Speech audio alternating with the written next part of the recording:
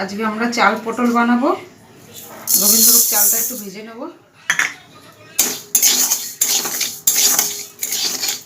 ভেজে নিয়েছি, পটলটা এবার ভেজে নেব।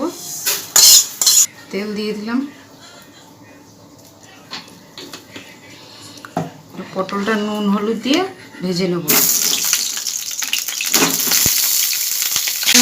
তুলে নেব। তারপরে এরপরে গরম মশলা, গোটা গরম মশলা আর তেজপাতা দিয়ে দেবো। আর একটু তেল দেবো। এটা যেহেতু নিরামিষ তরকারি একটু তেল লাগে।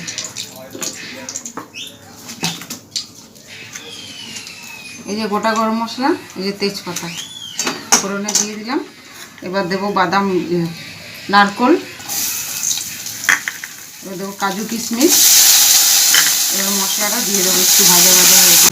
এবার মশলাগুলো দিয়ে দেবো। আদা লঙ্কা বাটা, একটু টমেটো দিয়েছি, একটুখানি জিরের গুঁড়ো দিয়ে দেবো, একটু হলুদ দিয়ে দেবো,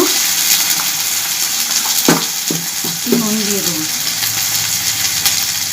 এবার একটু কষিয়ে তারপরে একটু নুন মিষ্টি আর গরম মশলা দিয়ে নামাবো।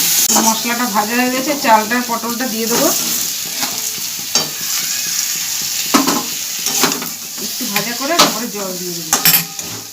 বেশি জল দেবো না, তাহলে খিচুড়ি হয়ে যাবে। আমাদের হয়ে গেছে পটল, চাল পটল। একটু মিষ্টি দিয়ে দিলাম, একটু গরম মশলা দিয়ে দেবো, একটু ঘি দিয়ে নামিয়ে দেবো।